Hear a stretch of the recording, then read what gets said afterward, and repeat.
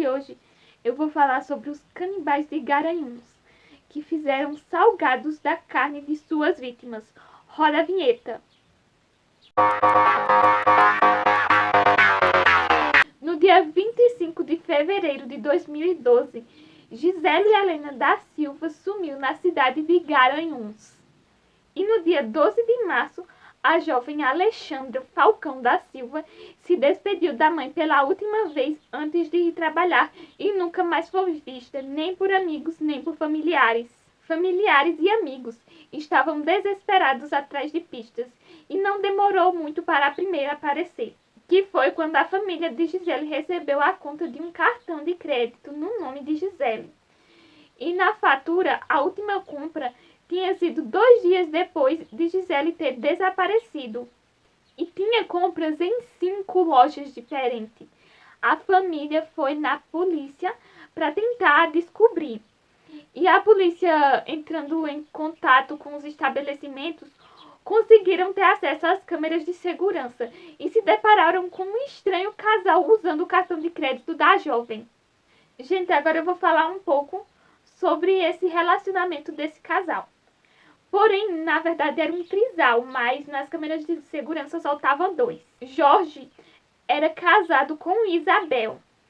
E como ele exercia a profissão de professor de artes marciais, ele conheceu Bruna posteriormente e se juntou a Bruna. Quando ele se juntou com Bruna, ele estava separado de Isabel, porém moravam na mesma casa. Mas daí não se sabe, né, como era a relação entre esses 3. Se era de trisal mesmo ou se era só um casal e uma mulher ali separada. E não demorou muito para os oficiais encontrar o endereço deles.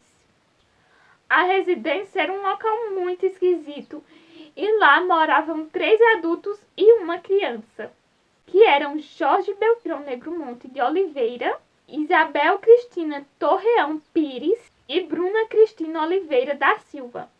E não se sabe o nome da criança. Gente, segurem a informação dessa criança, que mais pra frente eu vou falar mais um pouco sobre ela. Os policiais, quando chegaram lá, eles foram falar diretamente com a criança e perguntou quem era Jorge, quem era Isabel, e a criança disse que eram os pais dela. O policial mostrou uma foto de Gisele e perguntou se a criança sabia. E a criança disse que sabia sim quem era ela e que o pai dela tinha mandado ela para o... Enfim, né, gente?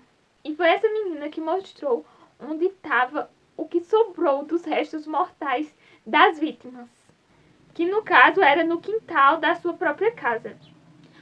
Ao serem presos, Isabel cedeu à pressão dos questionamentos e deu sua versão dos fatos.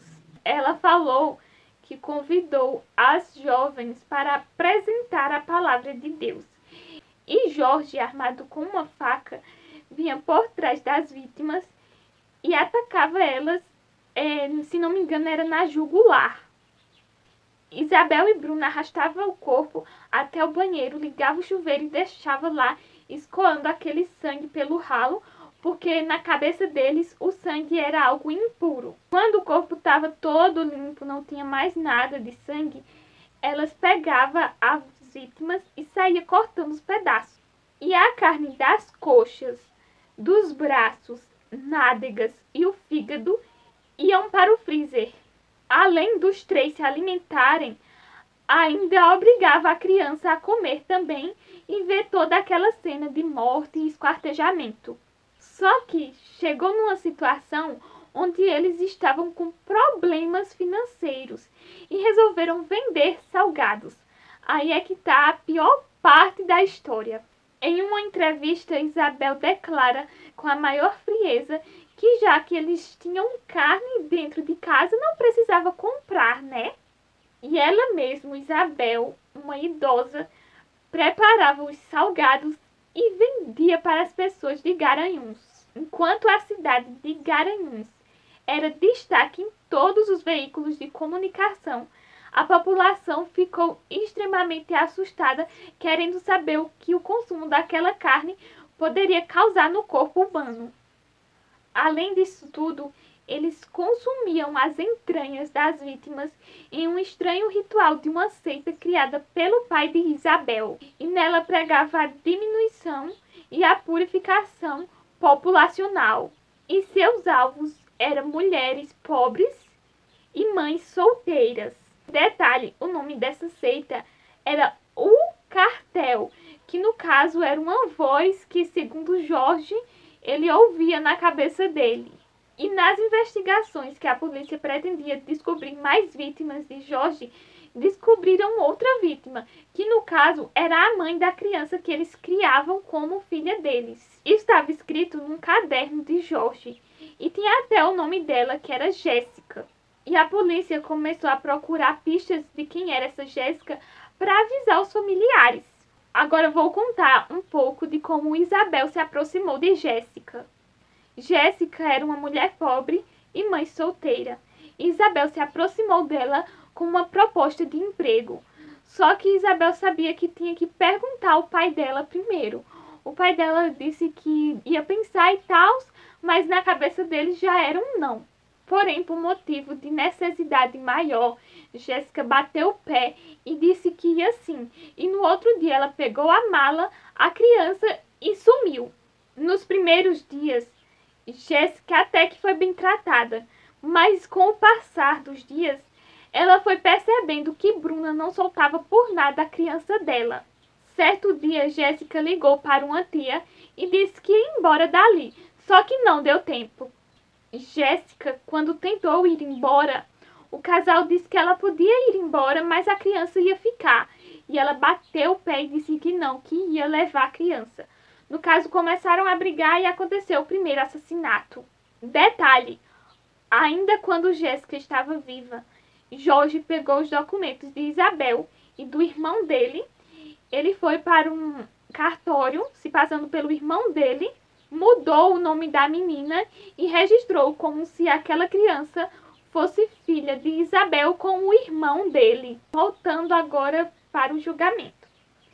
Jorge sempre se declarou um homem esquizofrênico. Inclusive, ele escreveu até um livro sobre isso. Só que fizeram exames psicológicos nos três e nada foi detectado. Antes do julgamento, Jorge entregou uma carta para Bruna para que ela confessasse todos os crimes e ele pudesse ser solto. Segundo ele, ele queria sair da prisão para ajudar Bruna aqui fora com o que ela precisasse. Só que óbvio que Bruna não assumiu. A casa dele foi destruída por moradores. Inclusive, Jéssica, quando foi morta, eles moravam em outro lugar. Só que Bruna deu um golpe no irmão dela e comprou essa casa em Garanhuns.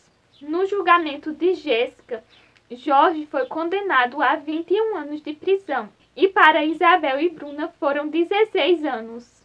E em 2018 voltaram para outro julgamento. Só que dessa vez era de Gisele e de Alexandra. Jorge dessa vez foi condenado a 71 anos de prisão. E Isabel e Bruna a 69 anos. Gente, o vídeo de hoje acaba por aqui. Espero que vocês tenham gostado. Até o próximo vídeo!